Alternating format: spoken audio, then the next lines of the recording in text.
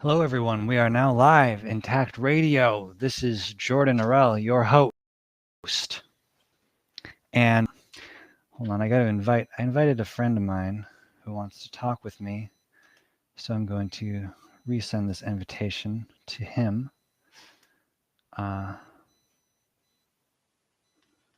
Give me one moment. And yeah, feel free to call in. This is an open discussion, as I said. So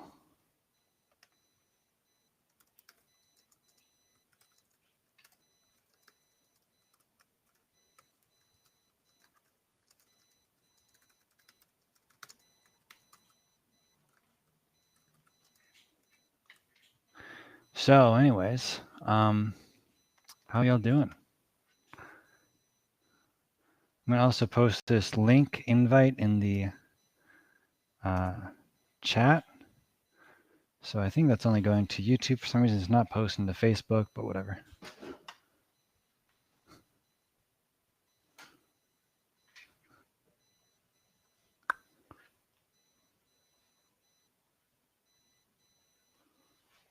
I don't know what the deal with Facebook is, man. I don't know. Yeah, Intactivism. We are here to talk about Intactivism, as always. Oh, I can do full screen mode. I don't know if they had that before. That's cool. Well, then I can't see the chat now. If they had like a full screen where I could also see the chat at the same time, that would be really fucking useful. Restream, what are you doing? So, Intactivism is the name of the game. And today I'm starting a new segment called Intact News. I'm not actually. Actually, I am. I just don't really gather any news. I do have one piece of news. There's a intersex activist in. Let me make sure I get this all right. There's an intersex activist in South America. Specifically, there's an intersex activist in Venezuela who is having problems due to a surgery he had performed on him to remove parts of his genitals when he was a child, and he is now facing potentially life-threatening or life-debilitating. He's basically going to be like permanently severely disabled and not able to move if he doesn't get this hormone therapy that he needs, which was caused by unnecessary surgeries on his genitals as a child. So I will, I wonder if I can repost it. Well, they already raised the money they want, actually, so I'm not sure. I need to share the GoFundMe, but there was a GoFundMe and it succeeded. They raised $1,500, which is what they needed for the medications. This was shared with me by Eliana Rubashkin, who is an intersex activist who was at the last meeting of the Bodyguards, an international coalition with a goal of abandoning sexual mutilation around the globe. And Eliana spoke at this meeting. If you go to the Intact Community Facebook page, you can also, or the Bodyguards YouTube channel, you can also look at Eliana speaking, and they talk about their experience as an intersex person and important issues surrounding that. So we have a person here who has joined. I think I have to allow them in. Hey there. Hello, that was unexpected. I thought I was going to be watching you guys chat. Oh, yeah. No, you joined the Restream chat. You can watch on Facebook or on YouTube if you just want to watch. But if you click the join the video, then you're on the video. So do you want me to kick you back out?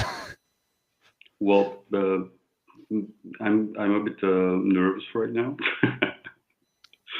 I'm sorry I interrupted by just joining, and maybe until more people come, maybe you could kick me back out.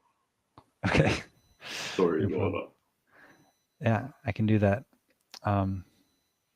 And you can, I think you can just message me if you want to come back on too, or I don't know, actually, you can probably do that somehow. But fantastic. All right.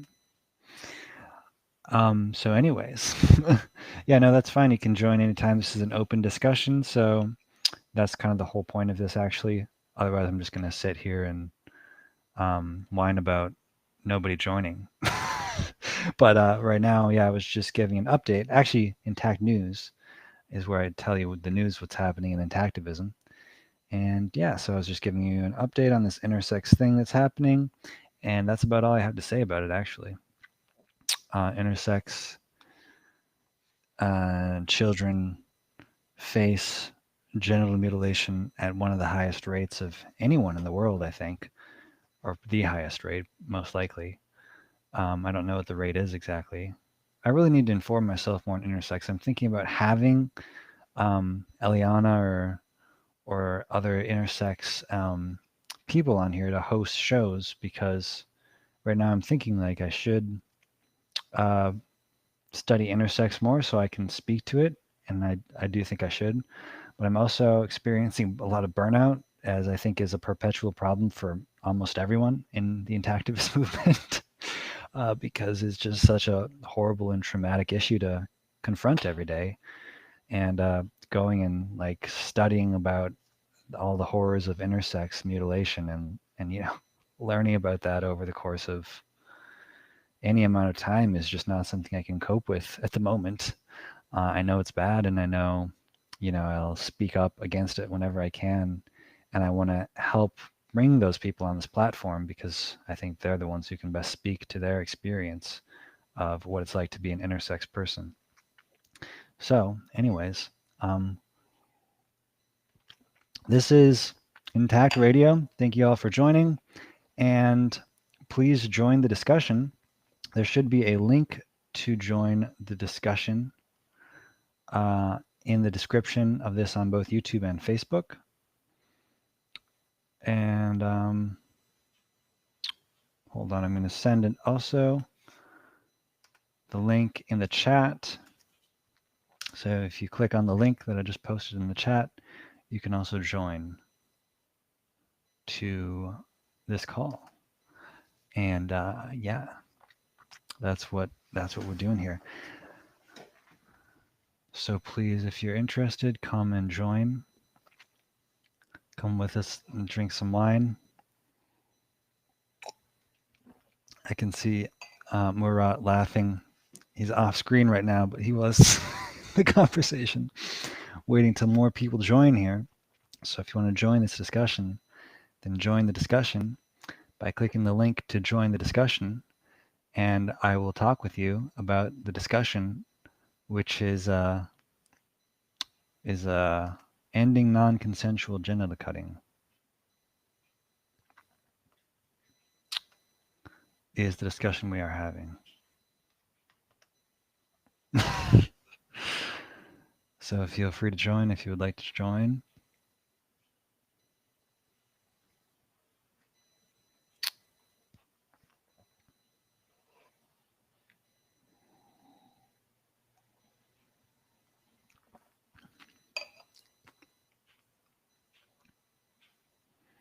I'm thinking maybe I should go on Reddit. I was going to do Reddit, but I thought, no, we'll have plenty of people. But if you do Reddit, you generally get a good showing. A lot of people from Reddit will come to these things. So, but if you're not on Reddit, if you're just watching this, for example, right now, then feel free to join the discussion and click on that link, and we can talk about intactivism here. I'm going to go to Reddit and post this there. I should have done this earlier because then people get a heads up about it.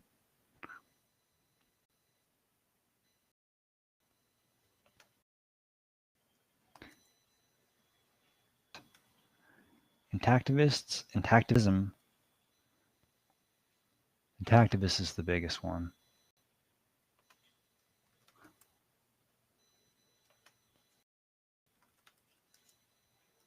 Come on.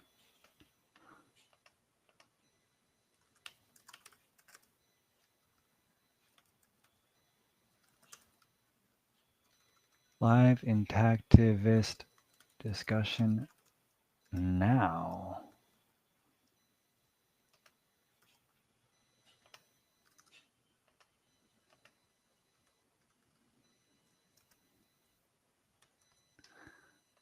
Maybe I should give them a YouTube link too, in case they want to watch and not join. That said, he can join. Okay, cool. I will bring you on then. Uh, I don't know if I'm pronouncing your name right. How do you pronounce your name? Murat. Murat? Okay. Yeah. I'm pleasantly surprised that this is happening right now because I receive notifications from, mm, from your page or YouTube or Facebook at like 4 a.m. while I'm already sleeping. So in the morning, it's like, yeah, this conversation has already happened, but too bad for you, kind of thing. So I was happy that it was at an earlier hour in the United States. Hmm. Yeah, Yeah. Where are you joining from? I'm in Paris. Okay. Yeah, I am living in Paris. It's been 5 years, and I am originally from Turkey. And you're already what? Originally from Turkey. Oh, you're originally from Turkey. Okay. Yes. And I have been watching pretty much everything you guys have been doing, but the shows are quite long. So I cannot say I have seen everything so far. Well, that's not a problem. I think we generally say a lot of the same things kind of over and over. Yeah, um, you know, it's it's basically number one, don't cut the genitals off of children. It's like the main message. Second of all, for those who are experiencing the trauma of that, we're trying to either treat that with foreskin restoration or develop foreskin regeneration as a treatment, or also do trauma work. Um, yeah, so those are the things that we do to help people who are suffering from that. And yeah, I mean, there's lots of other subtopics, but that's kind of the main. It's kind of the main point. yeah, It's like pretty simple. So yeah, yeah. I um, mean, I have been personally restoring for 2 years now, and lately I have kind of lost uh, um, a big portion of my motivation to restore, and in order to deal with the trauma itself, for I have, I mean, I can honestly say that I have been dealing with this stress lately. mhm. So, but I mean, I by obsessively consuming everything online and reading books and posts about things that that things that show me that people are going through the same thing pretty much has been a motivator for me. I had the chance to talk to one or two friends that I met on Facebook pages, and right now I mean, I restarted tagging. So yeah, that's where I am right now, and I'm kind of nervous. So let's drink, shall we? That's okay. It's normal. Um, yeah. How long did you say you've been restoring for? 2 years. Okay. Yeah. That's So good. I would dare saying CI3, but you know, yeah, I mean the level CI level. Hmm. Mm. So it's gone from what? One, 1, 2, 3. Okay. 1, 2, 3. Yeah. But yeah, I mean it's a lot of weird information since it's not medically researched or anything.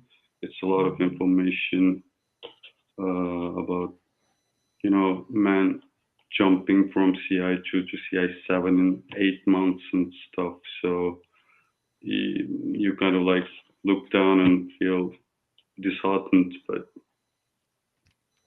I don't feel like I have a lot of choice here.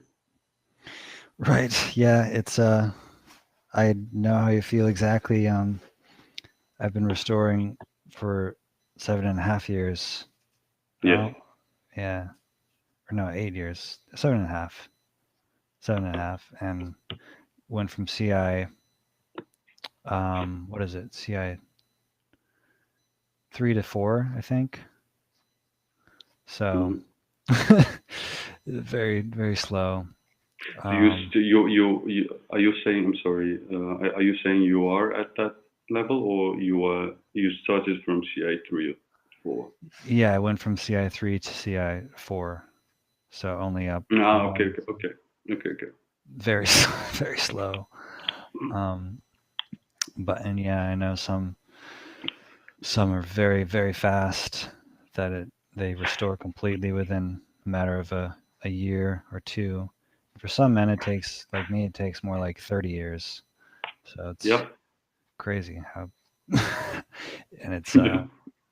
yeah, it's hard to cope. I think it makes the trauma of it a lot worse because it's like, um, it's just so, it feels so hopeless and you're doing everything you can, but it's still not really changing it Yeah.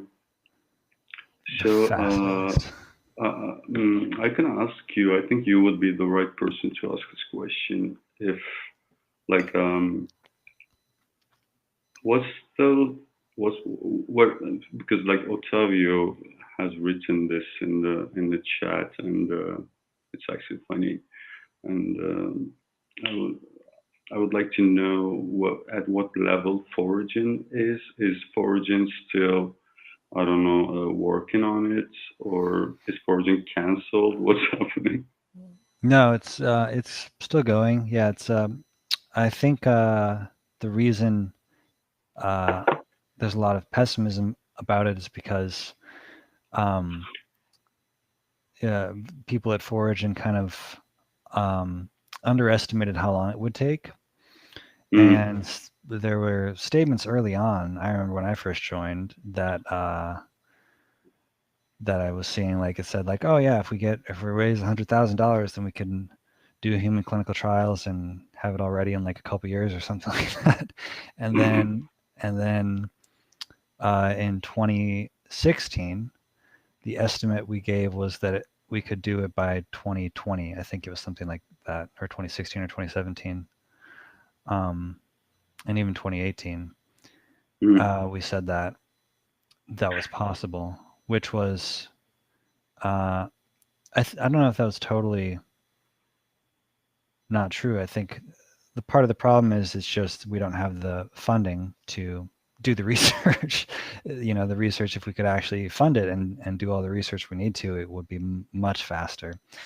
Um, but yeah, also just the science does take time to do, especially with all the things we have to coordinate. We're working with like a university right now to do the animal trials actually. So the animal trials are now happening, or they're in the phases of starting, and that'll take a couple years still. So then after that, I believe the next phase is human clinical trials after animal testing is done. Provided that, again, it's also, we're actually not giving any estimates of time at this point officially because it's just really hard to know for sure if we're going to run into some scientific obstacle that we don't foresee, or if we're still going to have funding challenges. Um, and so, yeah, it's really hard to predict it at this point, but it's, I think will happen eventually. It's just a question of when.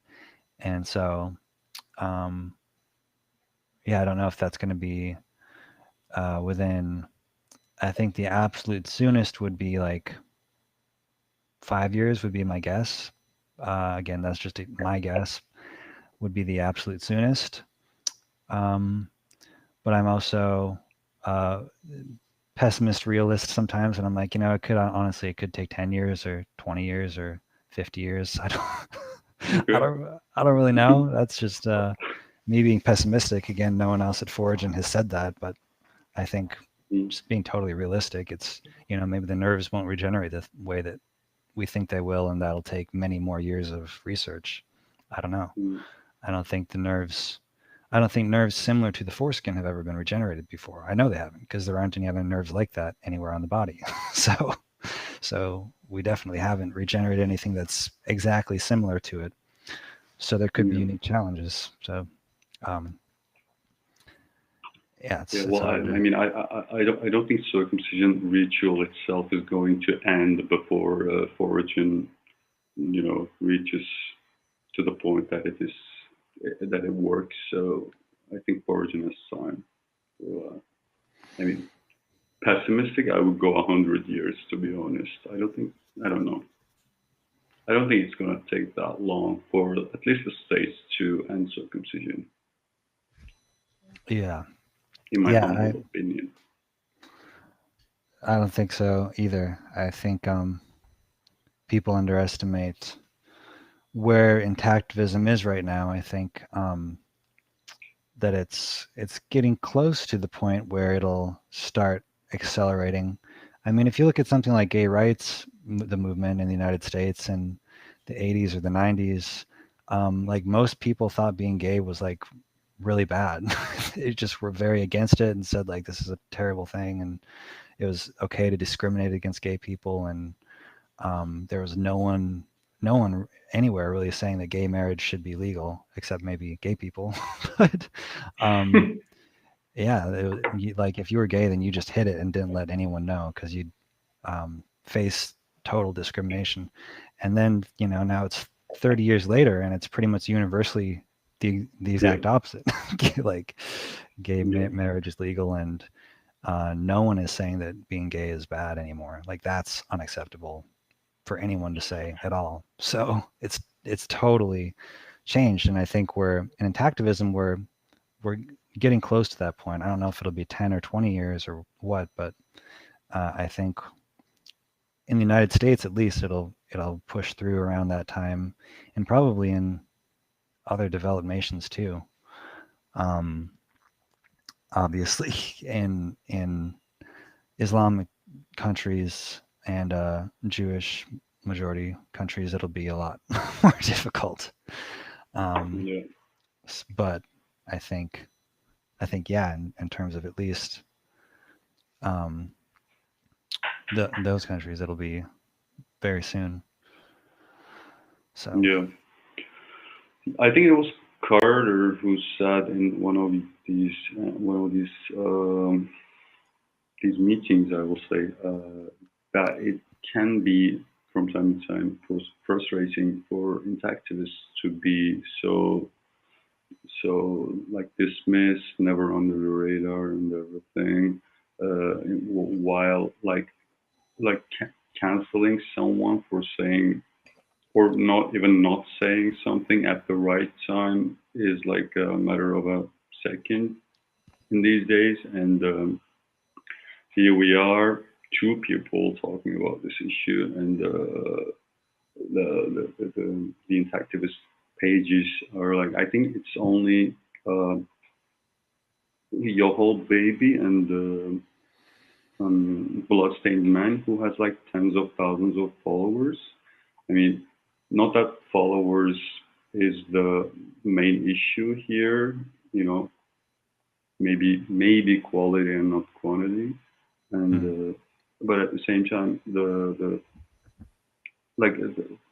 not being heard, being dismissed is quite particular in this issue. And I think at a certain point it matters. What matters is to have more people who are rather engaging, as Brandon said in his book. Like, we should focus on the people who are like the allies or potential allies. I can't quite remember the term right now. And like the people who are really ready to engage in this stuff, and would matter more. But again, it's quite shocking to me how it's going this slow. the whole development of allies and people who are engaging in this. Like, there should have been like hashtags flying around or like profile picture frames on everyone's pages. I'm not saying it's the same thing as the Me Too movement or Black Lives Matter, obviously, uh, but I cannot. I'm having a hard time how people see this as a rather trivial issue.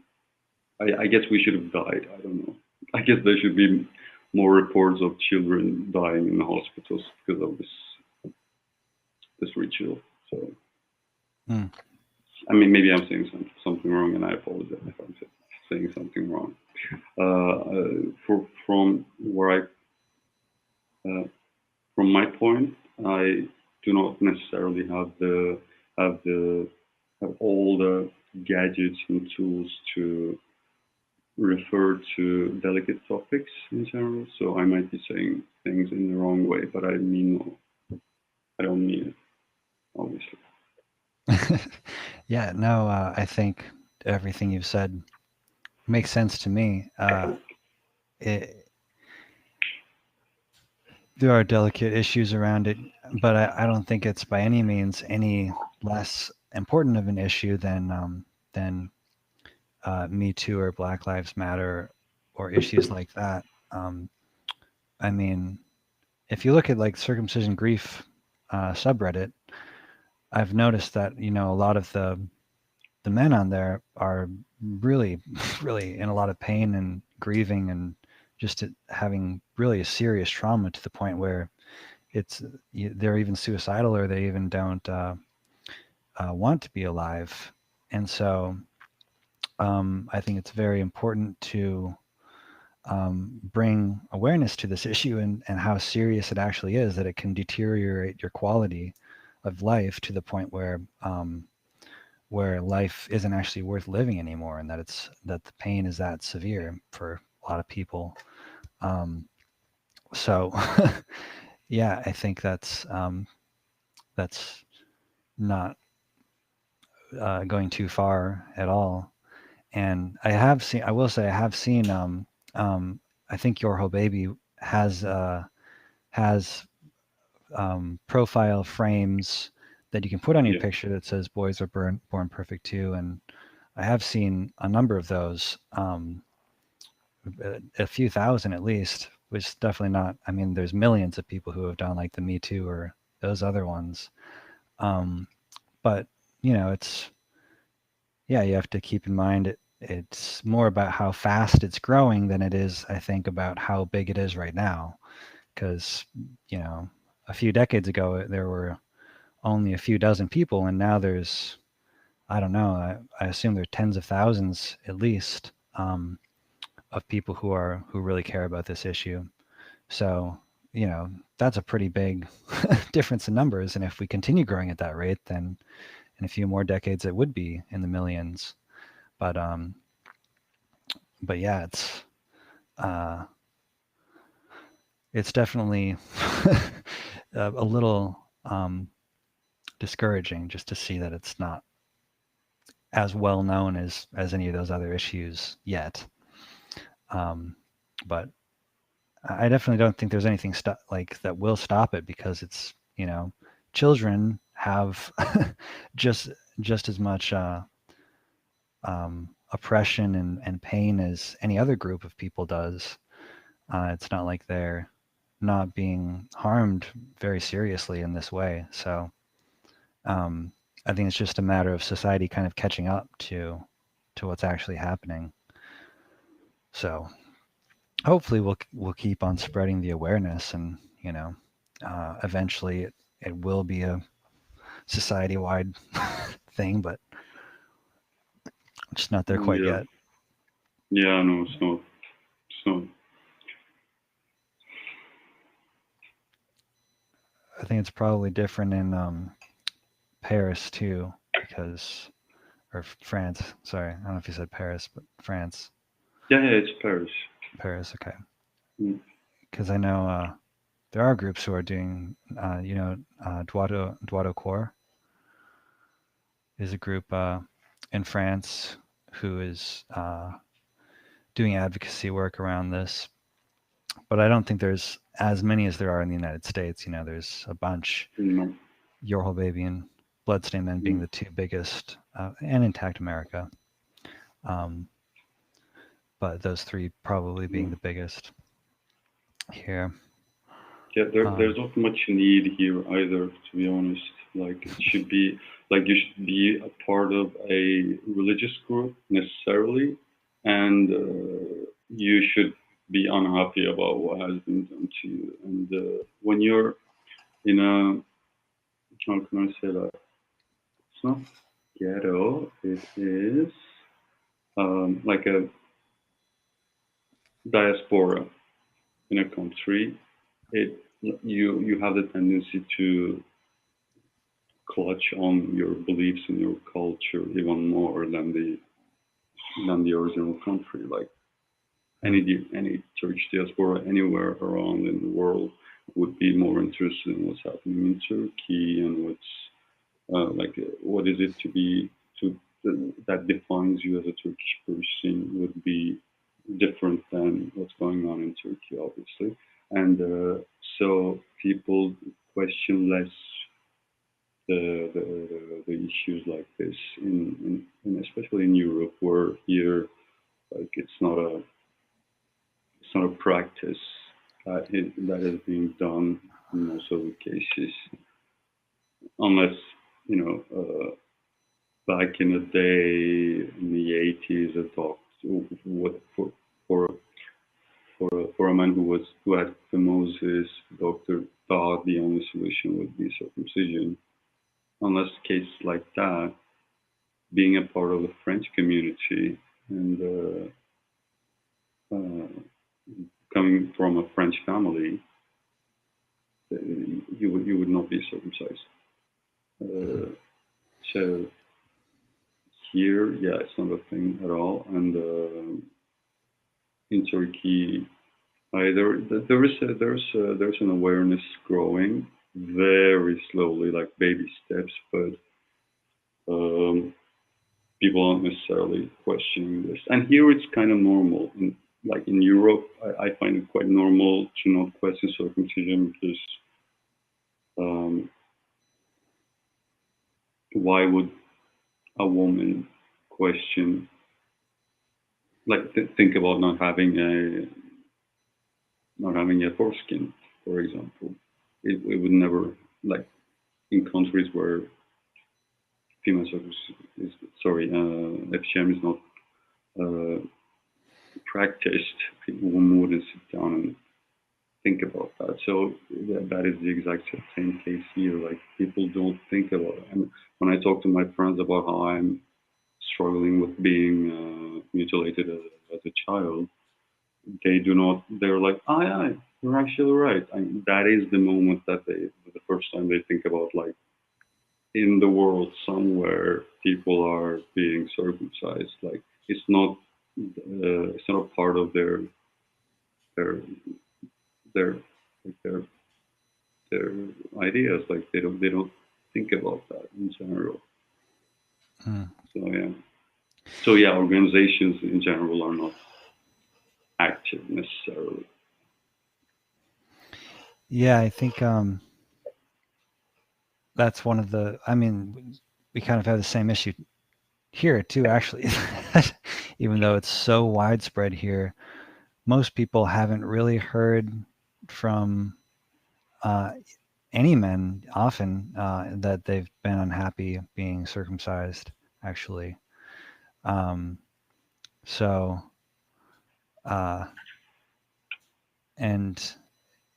here, when you do tell people it, often there's a very mix of responses. Some people are very defensive because they do either have chosen circumcision for their sons, or because they are themselves circumcised or their partner is circumcised, and they don't want to think about the fact that it could be mutilation and that it could be harmful.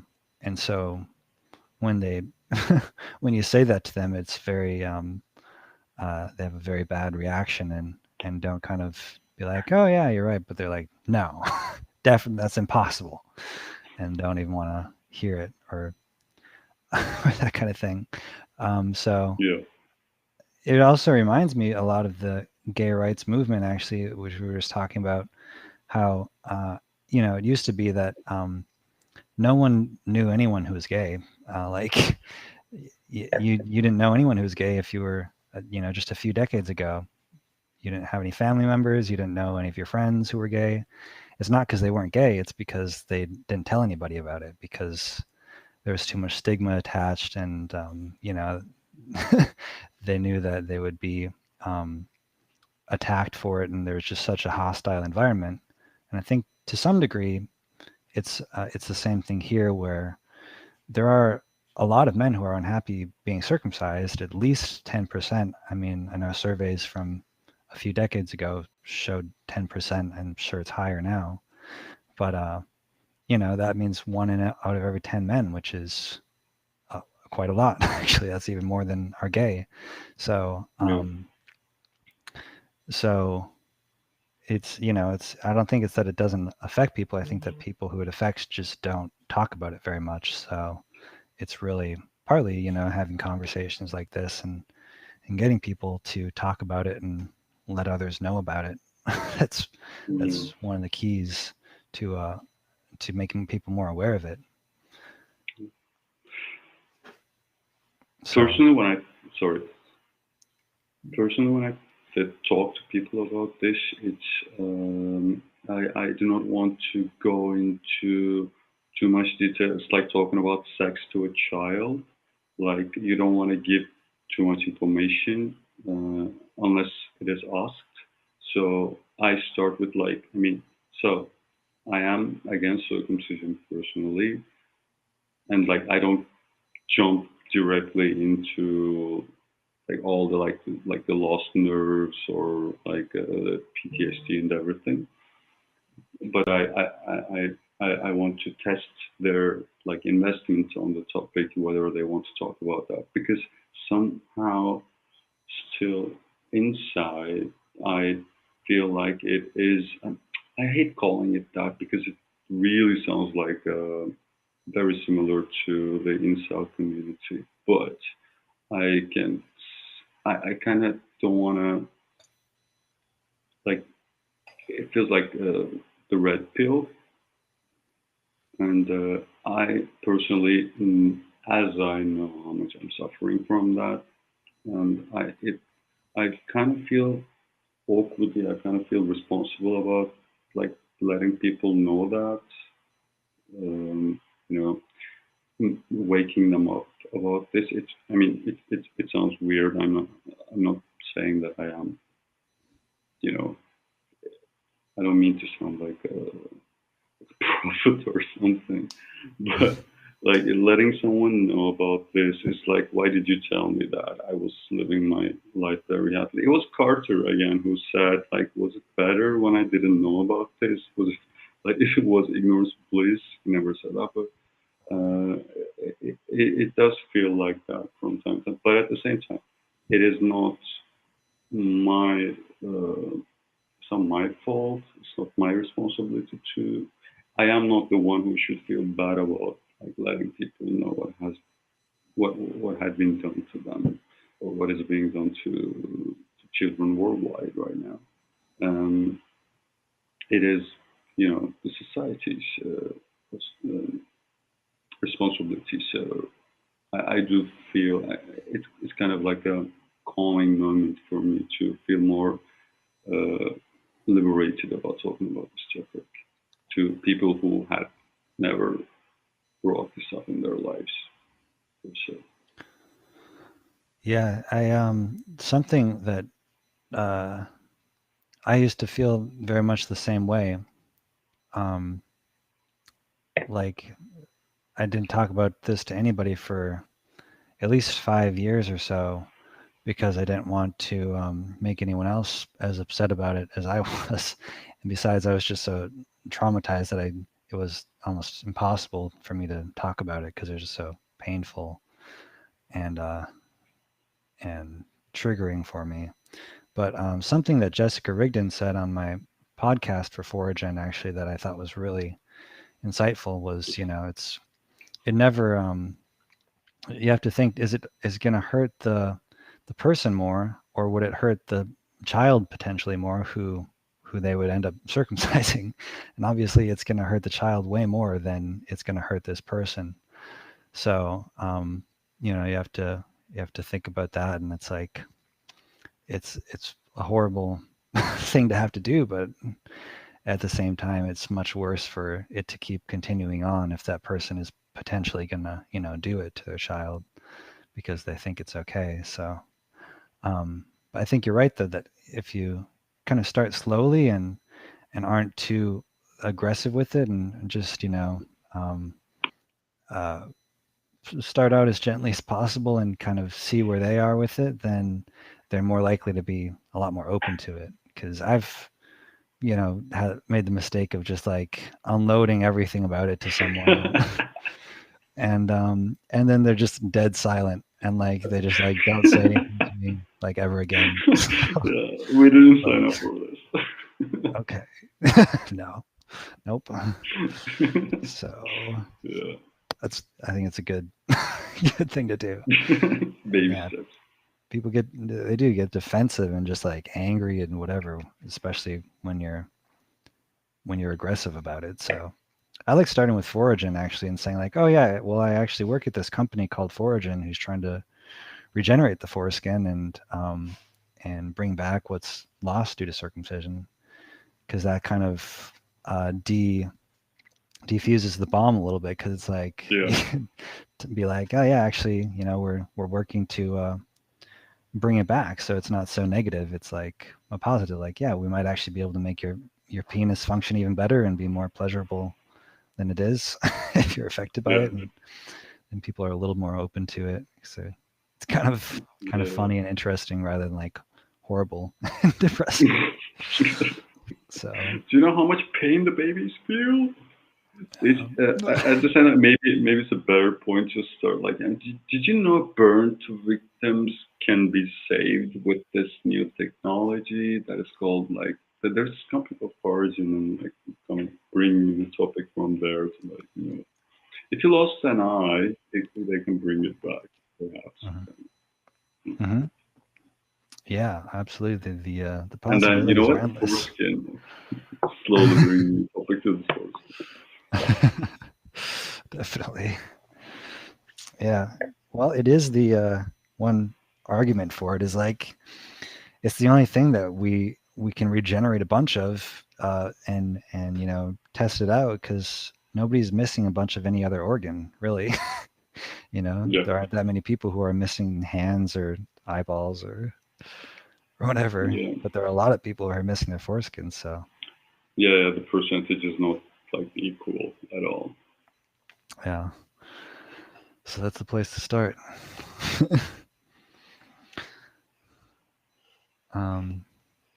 Yeah. Okay.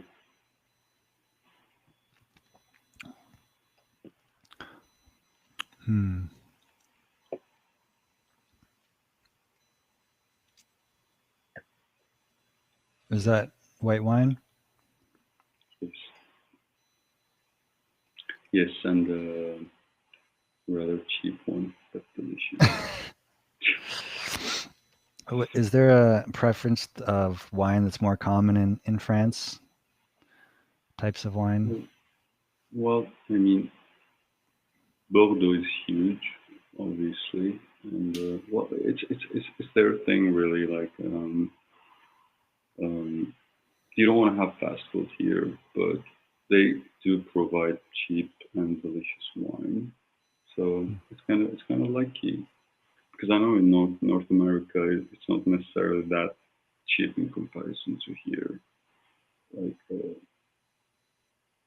like good wine is quite affordable, but I mean I'm not a rich person, so I wouldn't know what really expensive wine tastes like. I didn't have a chance to like befriend those rich people in general.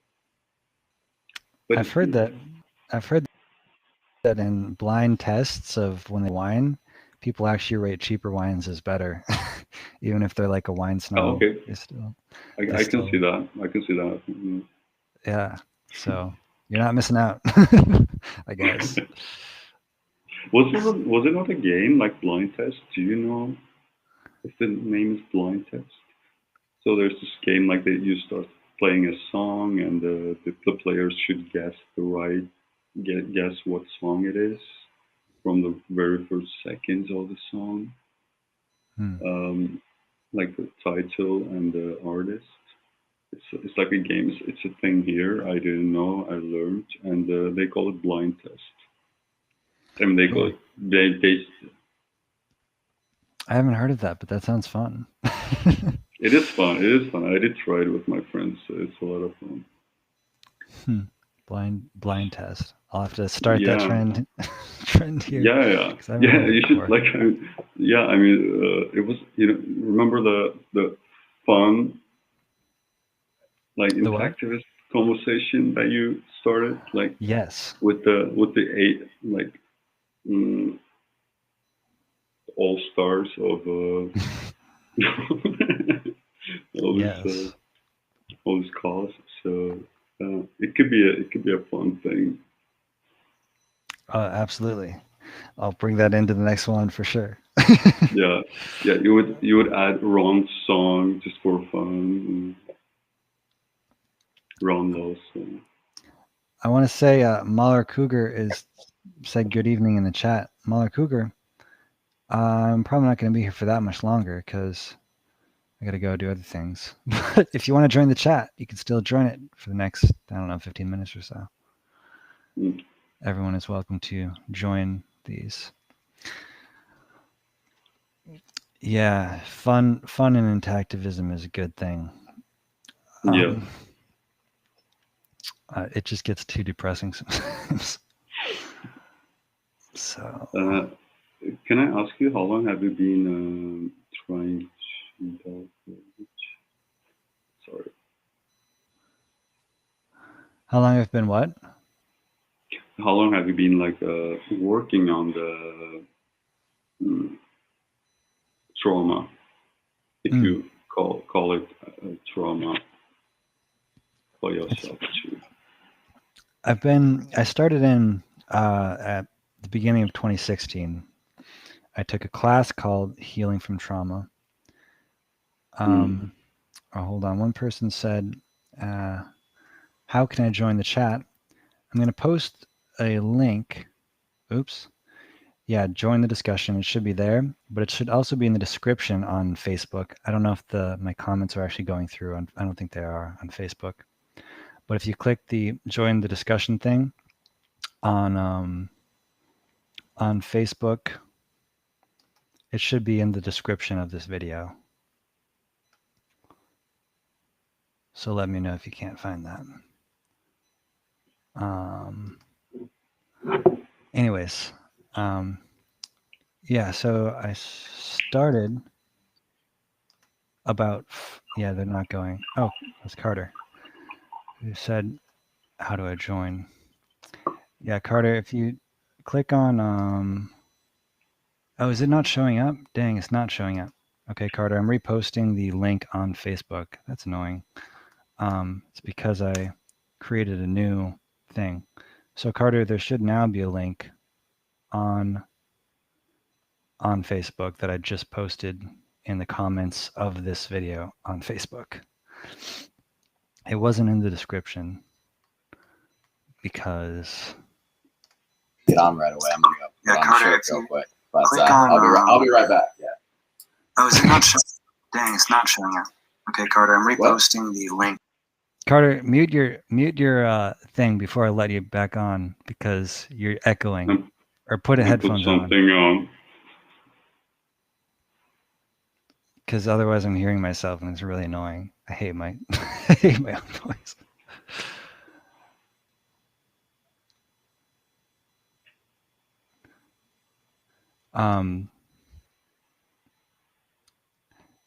Yeah, I'll give it a minute.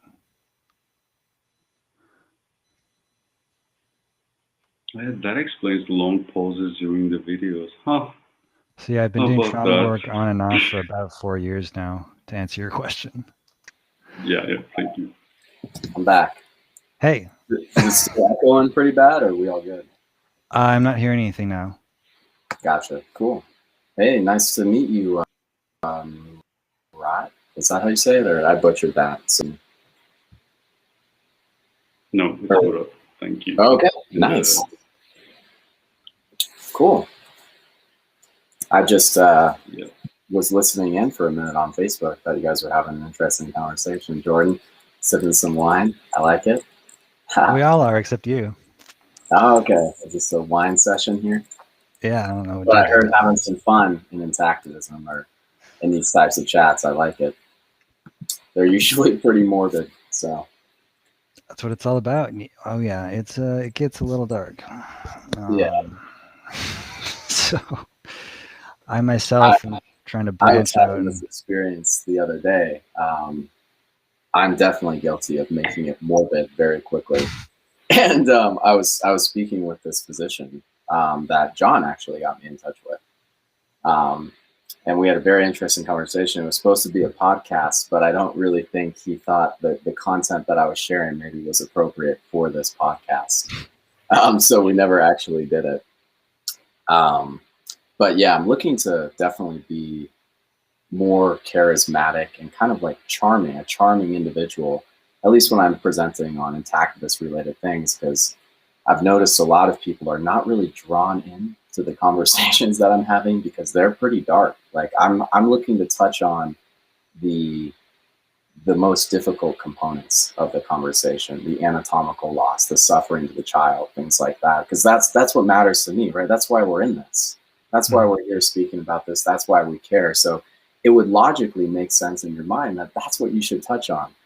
But what I've found is that if you introduce the concept and the topic like that, people don't want to understand that and hear that and think through that because it's a very perverse, wicked type of situation that's vile. It's a very vile, uncomfortable thought that people don't want to have. They'd rather ignore it. I'm not saying that's right or that's wrong, but that seems to be kind of the natural instinct when you're told about this topic. So even though I want to present it that way, and I think it should be presented that way, that we're going to have to crack this code somehow. And I think that going directly into the intensive conversations is not the way to do that with the average person. For sure. We were talking about gay rights a little bit ago, and I also see a parallel in this. When gay rights really started to succeed, the message was like, love is love, right? It's not like we should be able to butt fuck whoever we want. Fuck you. Right, yeah. Fuck you. We can fuck your religion. Fuck you. Fuck. Yeah. It was like, love is love, man. This is just That love. is true. We just love each other, and we want to express that love. Yeah. And legally bind that love. And so Yeah. we should be able to love. I wonder love. what the emotions were behind the scenes, though, right? Because the reality is, and I think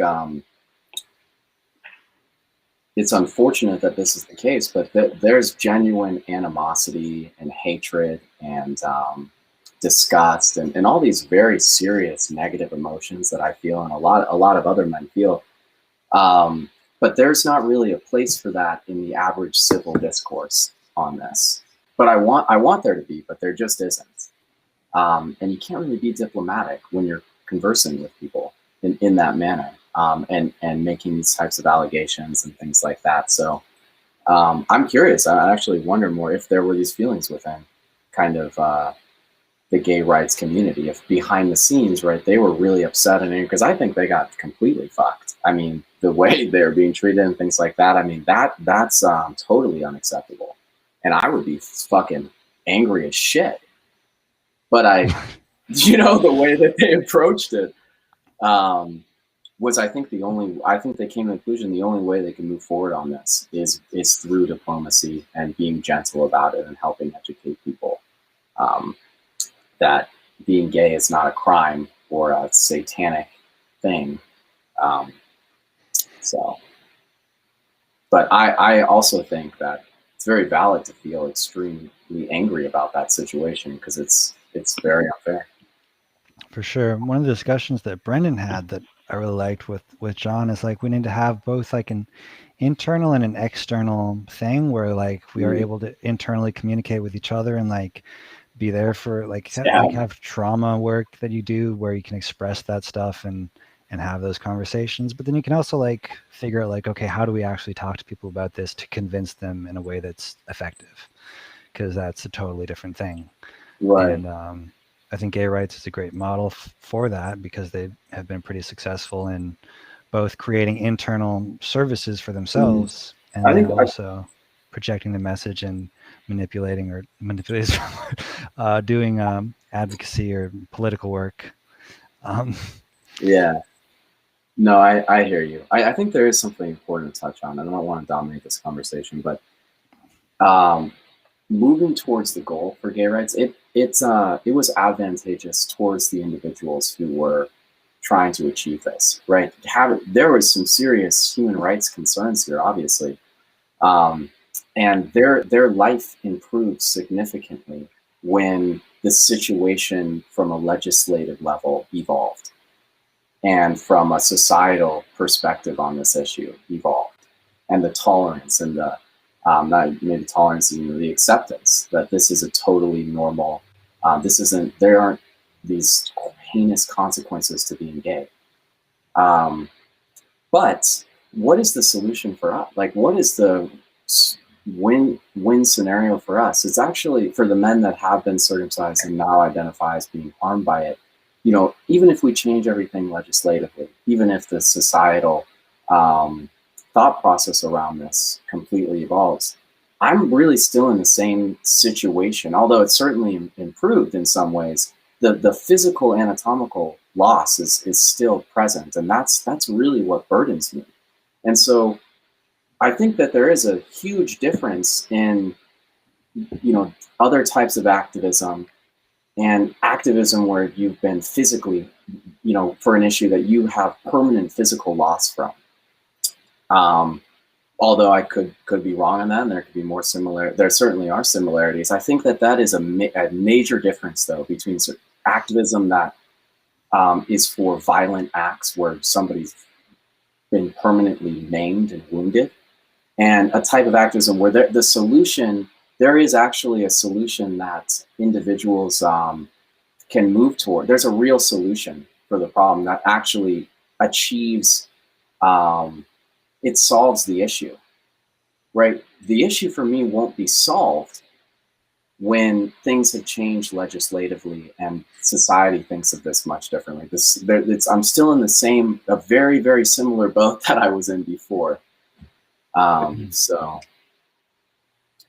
this isn't really, the movement right now isn't really men's rights focused, which is fine. And I'm not saying necessarily it has to be. It's more children. Intactivists are more centered around the rights of the child than the rights of the man who's been circumcised. So I'm definitely taking a much different approach, where I'm looking to represent the men that have been impacted by this and create space for the men that do feel this animosity and these very negative emotions, and want to do activism for themselves and for the fellow men that have been impacted by this, including children, but also men. For sure. Yeah, I think that's a good question to ask is how to actually solve it for the men affected by it. I mean, the thing that comes to mind is, someone like African Americans who were extremely harmed by slavery in a lot of ways, physically actually too, but even more so mentally and emotionally, and their whole entire lives were basically ripped apart, and they had no money, and were in a pretty dire situation in a lot of ways, and so they had to have some kind of way out of that, and that ended up being multiple hundreds of years, and they still are on doing way worse than white people are in a lot of ways, which is why they're now seeking reparations through and solutions and affirmative action through sort of this social justice approach, which you've mentioned before.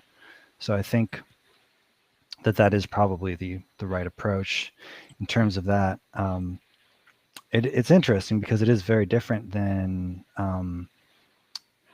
sort of this more positive approach that we just mentioned before. I think social justice is pretty adversarial, or it's kind of trying to dismantle the systems of power rather than trying to promote like some positive message. But I don't think they're it doesn't mean they're opposed. It just means that they're two different aspects of it. So yeah, and I do think there are. I mean, I think Foragen is an obvious solution, or sorry, not Foragen, but foreskin regeneration, of which Foragen is the only current example. Is the prime, is like, it's actually not asking very much at all to say that we should be spending at least a few $1 million on bringing the solution to the tens of thousands at least men who are extremely severely affected by this. Right. Well, our biggest hurdle right now is, as we all know, is getting men to publicly open up about this and speak from a position of vulnerability and say, hey, look, this really, impacted me. This cost me a lot. If you feel that way, and there's a lot of men that are behind the scenes right now that suffer intensely, this issue can cause very intense suffering. I would know because I've suffered intensely because of this, more than any other thing that's happening in my life. This is the greatest pain that I've ever known, like 1,000 times over. Other men, I'm not saying all that are circumcised, certainly it's the vast minority that feel this way, have a similar emotional reaction to having an involuntary penile mod as an infant that excised, multiple specialized structures from their body. That's like viscerally, it makes me suffer in a very visceral way. That needs to be communicated properly to these nodes of power, like you said here, and effectively. And we need more men on the front lines here speaking out about this. I mean, I feel like I can count on my 2 hands the amount of men I've heard that have said, look, enough is enough. This is totally unacceptable. I look at this as genital mutilation. That's not acceptable in a Western regime like this. That doesn't fly at all. But nobody's hearing that perspective. Even the men that might feel something's up with this, they don't really speak from a position of vulnerability or that this has harmed them. They say, oh, I'm looking to help the children and things like that. Even maybe if they feel that way, even if they feel harmed, we have such a hesitation to make this a component of our identity. I come out up front and say, like, I identify as being genitally mutilated. That's like a component of my identity. That's how much it's impacted me. That's the truth. The reason I say that is because it's the truth. That's the honest truth. So we see these days how tons of people are identifying, and there's freedom to do that. That is legitimately how I would identify at this point in time. I certainly think I can evolve from that. But that's where I stand right now. That's a powerful, potent statement when you say that to someone. I identify as genitally mutilated. That's something that I want. I'm not saying maybe that's the right direction to go with this, or that's the way to pitch this, but certainly that we need to be able to communicate that this has consumed people. This has caused mental disorders in people. This is causing people's intense suffering. That's not known. That's not known at the higher levels of power at all right now. So as much as I don't really want to say this, we have a responsibility here as the men that have been impacted. We actually have to start doing this. And this is really a call to action for the other men that have impacted by this. We just cannot be in the shadows anymore. And you touched on something important, Jordan, which is leveraging your internal audience, right? We're always trying to convince other people, we have this huge audience internally of people who already agree with us, who already feel the same way, who are ready to do something. Those are the people that we need to start galvanizing, not convincing everybody on the block that this is the wrong thing. We certainly, that's a component of it, but we already have the audience that we need to actually get shit done here. And it's just not being leveraged properly. That's my take on the situation. Definitely. Hi, Mother Cougar. See you just joined. Let's see. Hey, what's up? Hey, I'm trying to. Can you hear me? Yes. Loud and clear. Hey, How's it Yo. going? I, this, I know this is probably really weird for me to be talking about this, as a transgendered person, and because you're talking about something, questions that people, who don't know me would just ask me. It's just one of those common questions is just like, have you had the surgery and stuff like that. But as far as speaking with you, speaking with all of you, it's just like, no, I haven't. But when I was in California, I was sort of red pilled to the knowledge about, circumcision from a friend of mine who, he was pretty adamant towards it. And then I started doing research, and that's when things started to really, really hit me. And, it really just caused an avalanche of things of like self-loathing in terms of like looking at myself anytime I would have to get naked and just being in the tub and see the circumcision scar and everything like that. And it's just kind of, I've never really been one that's been like a really angry person, but it's just like, it's so upsetting, and I don't know how to redirect this anger. I can't be angry at my parents because my parents were lied to, but what I get angry at is that it's just my whole sexual future was basically, it came down to a decision that probably took a few seconds. When I came out of the hospital, and it's just like 8 days later, it's just like, oh, do you want to have your son circumcised? And because my parents probably didn't know anything better, they probably just said, oh, just sign here and here. And I had a birthday recently on March 8th, and my parents sometimes they'll send me these little reminders, because they still don't agree with my transition and stuff. But my mom sent my birth certificate, and she sent me a thing that said happy birthday, and it basically had 6 pounds 9 ounces and stuff like that. And it's like, we were so proud of your. And as a Christian person, one of the things that really kind of like upset me is just like, what are some of the things that a parent desires when having a child? And it's just like that your child will be healthy, that your child would be, physically, okay. And my parents got that with me, but for some reason it wasn't enough. That basically, they agreed to let me be mutilated. And I actually do say that. And I've been looking at some of the the other organizations. Bloodstained Men were actually out here in Kansas City, and I missed their protest, in front of actually a hospital, or just like and I really wish I could have known about it at the time. And I know that I think it was like there's something that you said, Carter, about letting people know. And I did see my aunt that lives in Junction City, Kansas. She knows. None of my family know about this, except, not my my transitioning, but just my issues with circumcision and stuff. She knows about it, and I asked her to watch a video. I do need to speak to her and see if she actually did watch it. Have you seen the Eric Klopper video at Harvard?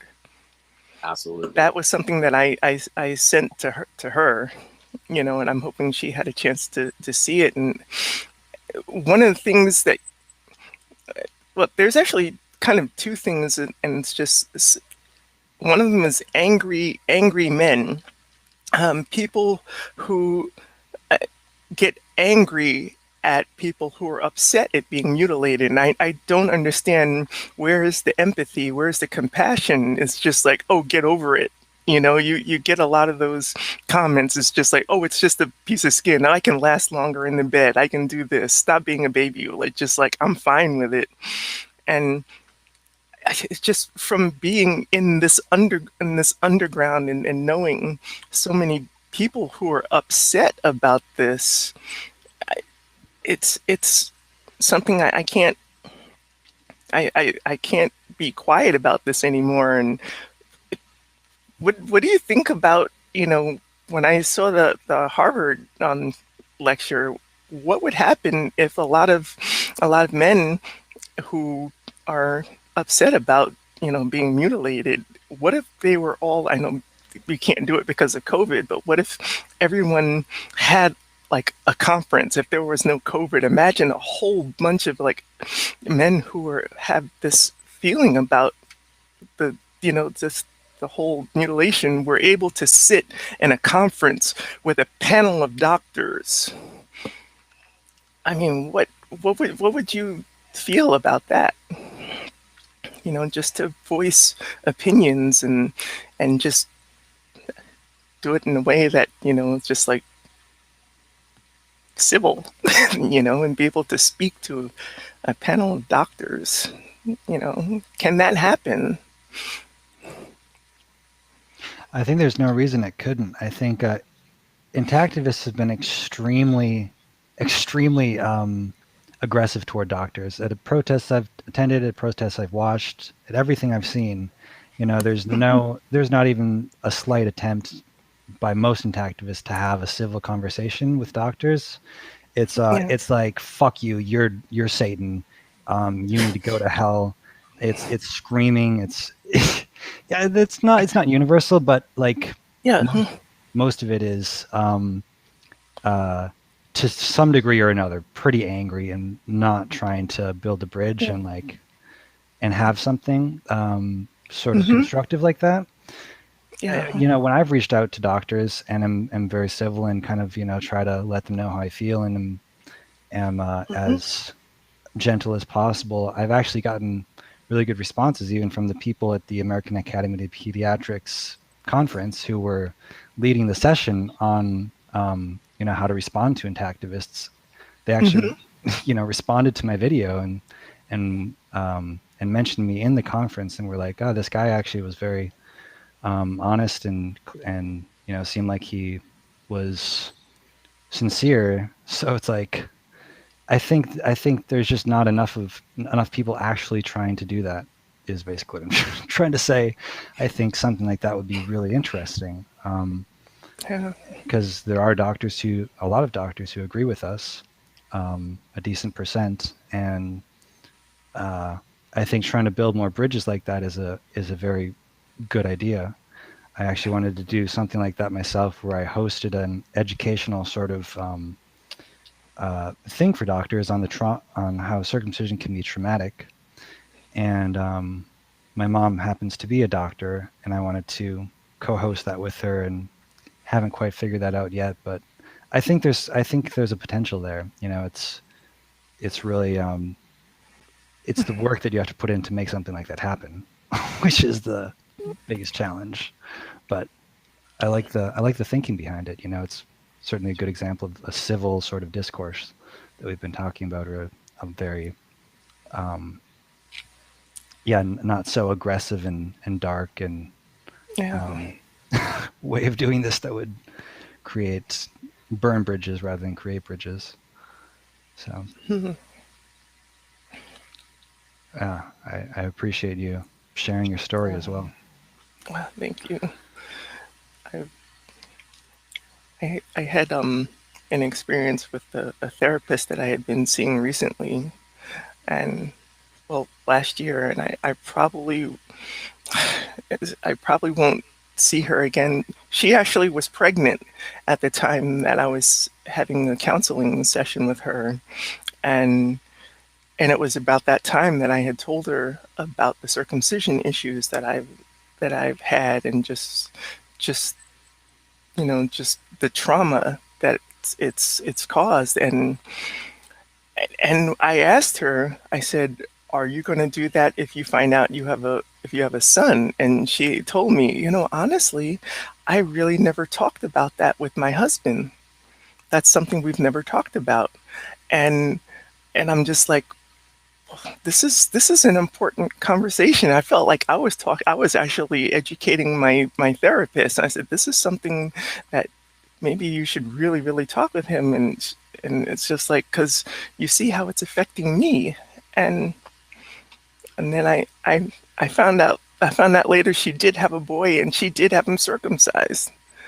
And that, and it's just, you see how I'm feeling now. It's just like, I could have saved somebody. I don't know if I could have, but I tried. I don't want to see her again. I'm actually seeing another therapist as of a couple of months ago, and I just think I tried. Maybe I could have done more. I don't know. But she should have known just how emotional I got, the conversations that we've had about how this had affected me. And it's something that I really felt she might have taken to heart and spoken to her husband about. But I don't know if it's because, this is the whole kind of Christian thing. But there's been, it's one of the things that Jordan, that you had talked about. It's just like, there's so many different umbrellas and different religions and different things that people talk about, but the trauma is still real. And I've actually found places in the Bible in which basically Paul spoke against circumcision, and that's just like a whole nother subject about that. It's just, all I can say is like the trauma is real, and I tried, and I feel really bad that I wasn't able to stop her from circumcising her son. It's a hard thing. I'm not always able to myself either with everyone in certain situations. So. Well, I have a thing to say right here because it's related. First of all, I would like to thank Mother Kruger about being so vulnerable and open to people and sharing opinions with everyone. Actually, Ronald Goldman had this shared this in his book about parents being informed about circumcision before, when they have boys as children, and they were informed about the pros and cons from a rather objective perspective, and they ended up, even though learning about the harms about the circumcision, I mean, it wasn't like that extreme as we are discussing right now, but they were told that it was unnecessary for at least, and they ended up circumcising their boys as well. So I think it's bigger than what you individually could have accomplished. I know by heart that you tried your best, but I think it was already bigger than what you could have done. I think it has happened to most of us, that we try to inform people, but there's a point that, of course, like we have seen all the posts online about like, it's my child, my choice, it's none of your business kind of approach. So there's just so much we can do about this. So I think you have done your best, and there's nothing at all to blame yourself about. That's my humble opinion. Thanks.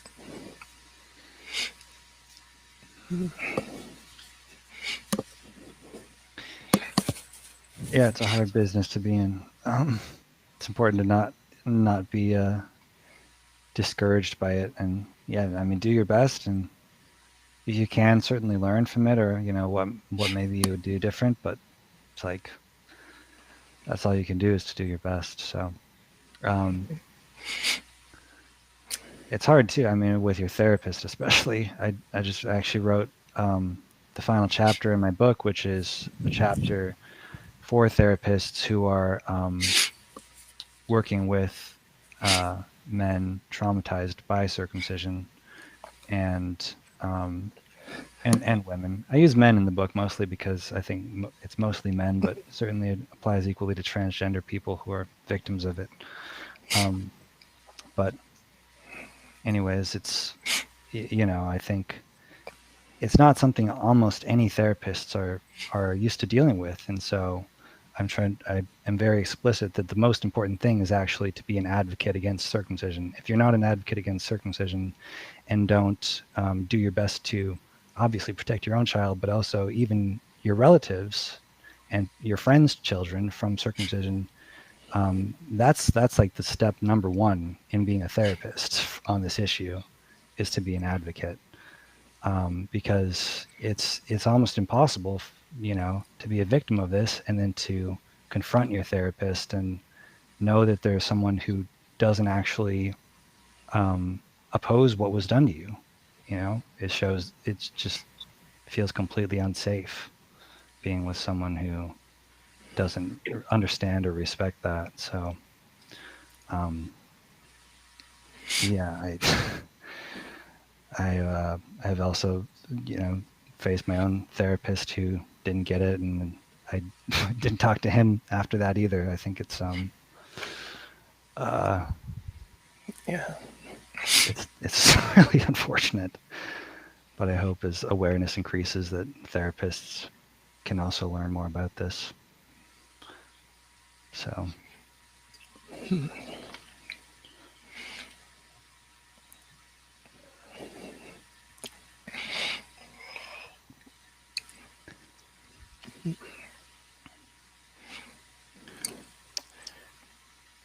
I'm probably going to end this call pretty soon. I'm going to be back again next week on Wednesday again at 1 p.m. Pacific Daylight Time. So I'm doing this every week now.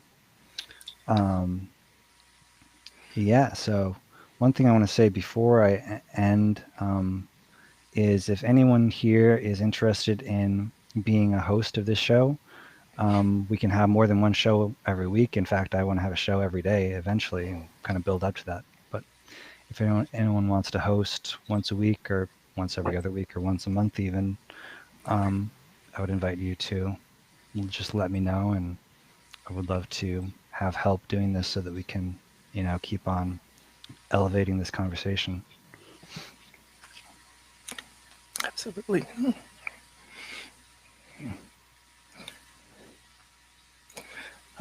Can I say one thing before you go to kind of lighten the mood? Yeah. There's been it's just something that I kind of felt like was in the back of my mind. I know this is probably just like something that probably won't happen, but when the lottery actually hit like $1 billion, I bought one ticket and I told myself, if I ever won this, a lot of money would be going to 4Gen. Yeah. That's good. Yeah, I think there's at least 10,000 people who would say the exact same thing. I don't know if they're all entering the lottery. One of them's got to be a millionaire. Yeah, someone's got to be a millionaire out there. Yeah.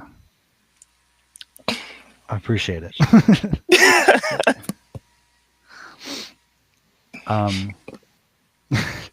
Yeah.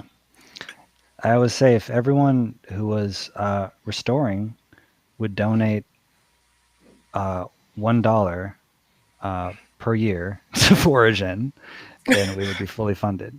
It's kind of insane, right? Because people who are restoring usually spend, I don't know, an average of a couple $100 on restoration devices. So if they spent like literally 1% of what they're spending on restoration, on regeneration, then we'd actually have already achieved it like a long time ago. So Yeah. it doesn't have to be the lottery. It could actually be $1, literally $1 a year. Just a heads up, everyone. Like, Yeah. I made a donation to the Bloodstained Men last month, you know, for keeping a sign up that brought awareness to circumcision. I kind of felt like it was a good thing to do. But yeah, definitely. yeah, that's super cool. Be good to get multiple of those up. I think your whole baby has done signs too. But Oh, in Vegas. yeah.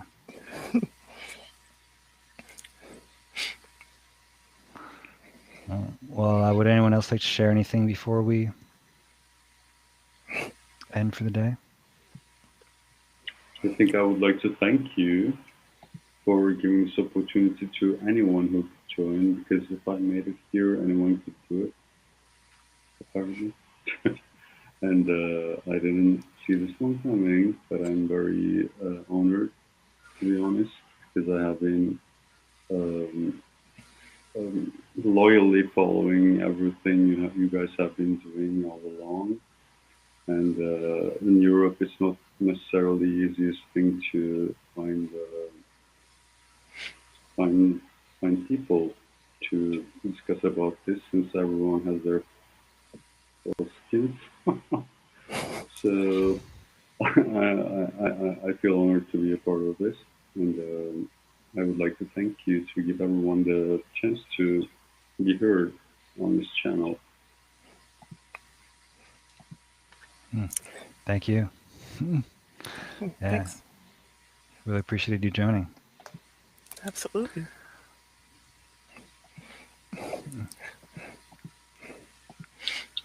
All right. Well, yeah, thanks everyone for coming. Thanks everyone for watching. I'm going to end this then for the week.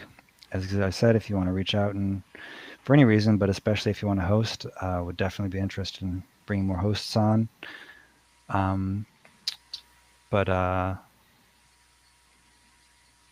Yeah. Hold on one sec. Gotta reset my. I'm still getting used to Restream here. It's a new platform. But yeah, so feel free to reach out to me. And what's that? Yeah, I'm gonna head out now. It was nice meeting you though, Murat and Mahler. So is that how you pronounce your name, or is that just like an alias that you use? Oh, it's my real name is Kia. Cool. Oh, okay. But Gotcha. Mahler is my favorite composer, Gustav Mahler. Ooh, okay. Yeah, Never heard of him. I'll check it out. It's an Austro-German composer, Jewish Gotcha. German composer. Cool. Yeah. Cool. All right. Okay. Well, once again, nice meeting you guys. Jordan, as always. Pleasure. Yeah. Pleasure to meet everybody. Later. Yeah. Hope to see you again. Have a good night. Okay. All right. See you. Bye. Bye-bye.